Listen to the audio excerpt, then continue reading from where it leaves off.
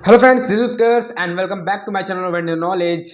आज की इस वीडियो में हम आपके प्रॉब्लम्स का सॉल्यूशन लेके आए। हमारी प्रॉब्लम्स अक्सर यही होती है कि जब कभी भी हम किसी टॉपिक के आंसर या क्वेश्चंस को याद करते हैं तो उस समय तो वो टॉपिक्स या फिर आंसर क्वेश्चन हमें याद हो जाता है, लेकिन जब हम लोग एग्जाम में जाते हैं या फिर हमारे कोचिंग सेंटर या फिर हमारे स्कूल के द्वारा कोई छोटा मोटा टेस्ट हो या फिर बड़ा एग्जाम होने लगता है, एग्जाम में क्वेश्चन पेपर मिलता है और हम अपने सारे आंसर्स को भूल जाते हैं। ऐसा क्यों होता है? क्या हमने अच्छे से याद किया था? ये एक सवाल आता है हमारे बीच। और क्यों? क्या हमारा दिमाग इतना कमज़ोर है कि हम जो भी याद कर रहे हैं वो भूल जा रहे हैं? तो पहली बात तो ये दिमाग से निकाल दीजिए कि आपका दिमाग कमज़ोर है या फिर आप किसी चीज़ को लॉन्ग टर्म के लिए याद नहीं रख सकते। अक्सर जब कभी भी हम किसी सुंदर जगह घूमने जाते हैं, जैसे हमने कश्मीर गया, तो वो सारी बात याद आएगी कि यहाँ पे वैष्णो धाम था, हमने ये किया, वो मज़े किए, ये किए। अगर हम लोग कभी कोई मूवी देख रहे हैं, जैसे कि एक मूवी था सूर्यवंशम, उसमें सबको याद है कि ये गाना है कोरे कोरे सपने मेरे, और उसके बीच ही जो अमिताभ बच्चन होते हैं वो एक बड़े आदमी बन जाते हैं, बस ट्रांसपोर्ट के मालिक बन जाते हैं। ये सबको याद है। ये सबको याद होगा कि पठान मूवी के रिलीज के समय उस मूवी का बॉयकॉट हो रहा था, क्यों? भगवा कलर के कारण। लेकिन बहुत सारे लोगों को ये याद तक नहीं होगा कि what is the formula of kinetic energy and potential energy, अगर वो अभी 11th में हो या फिर 10th में। बहुत सारे लोगों की बात कर रहे हैं। तो काइनेटिक एनर्जी होता है हाफ एम वी स्क्वायर और पोटेंशियल एनर्जी होता है एम जी एच।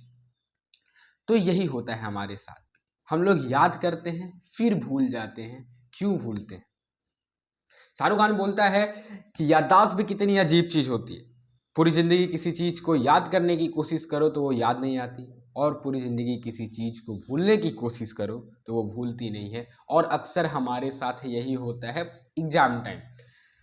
बहुत सारे लोग बोलेंगे कि आपको माइंड को बढ़ाने के लिए बादाम खाइए, अखरोट खाइए, काजू खाइए, किशमिश खाइए, और वो सही भी है। उससे हमें न्यूट्रिएंट्स मिलते हैं, उससे हो सकता है हमारी दिमाग तेज हो रहे।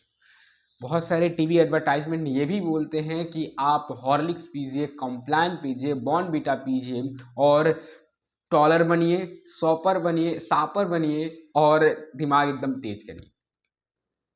तो वो एक अलग चीज़।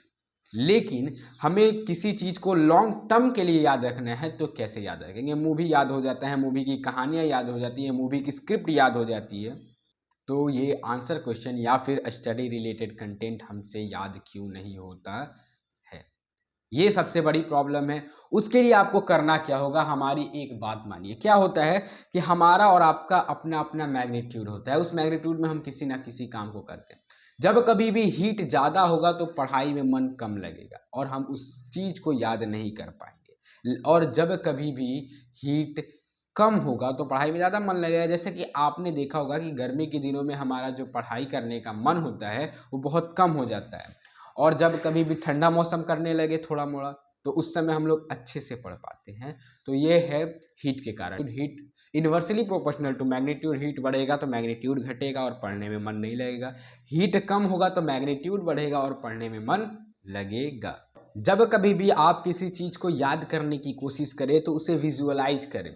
अगर हमें बात किया जा रहा है काइनेटिक एनर्जी, तो काइनेटिक एनर्जी हमें पता है कि वो चलते हुए ऑब्जेक्ट में होती है, यानी कि जो ऑब्जेक्ट मोशन में होता है। तो आप एक बस को विजुअलाइज कर लीजिए या फिर एक ट्रेन को विजुअलाइज कर लीजिए कि हाँ, ये ट्रेन चल रहा है, ये किसी वेलोसिटी से चल रहा है, तो इसके अंदर कोई ना कोई काइनेटिक एनर्जी जरूर होगा। तो आप ऐसे याद कर सकते हैं। ऐसे आप इस कॉन्सेप्ट को समझ सकते हैं कि हमें पता है कि जब कोई ऑब्जेक्ट वेलोसिटी से चलता है और हम उस ऑब्जेक्ट में होते हैं तो उसका वेलोसिटी हमारे अंदर भी हो जाता है।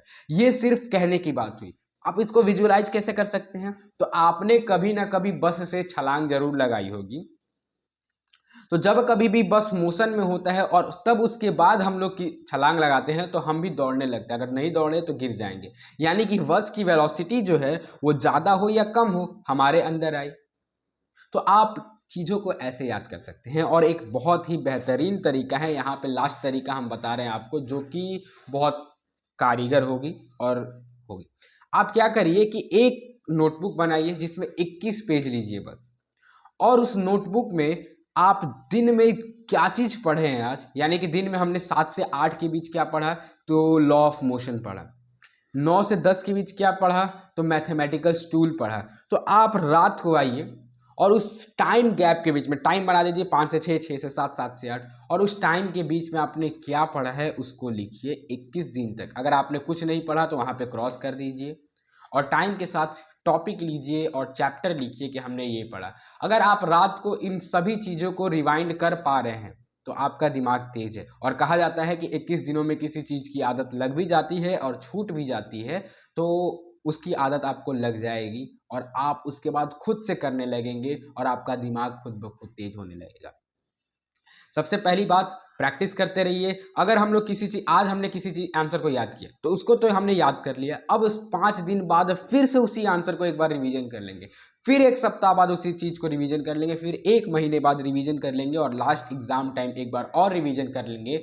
तो हो सकता है कि शायद वो हमें ज़िंदगी भर तक याद रखे। जैसे ABCD होता है तो वो हमने बचपन में पढ़ा था, लेकिन अभी भी क्यों है? क्योंकि हम उसको रिवीजन करते आ रहे हैं। अगर हम लोग बात करें एप्पल, तो एप्पल में APPLE आएगा, जो कि ABCD का ही पार्ट है, एक लेटर है। P एक लेटर है, P एक लेटर है, L एक लेटर है और E एक लेटर है, यानी कि उसका रिवीजन होते जा रहा है। तो अगर आप किसी भी चीज़ की रिवीजन करते जा रहे हैं और विजुअलाइजेशन के तरीके से पढ़ रहे हैं, तो हो सकता है कि वो आपको लॉन्ग टर्म के लिए याद रखे और आपके एग्ज़ाम में जाने के बाद आप उस चीज़ को भूले नहीं। और सबसे पहला बात तो अपने कॉन्फिडेंस को लूज़ नहीं करना है, बस प्रैक्टिस करते रहिए, देखते रहिए वर्ल्ड नॉलेज। आज के लिए बस इतना ही, मिलते हैं नेक्स्ट वीडियो में। Thanks for watching.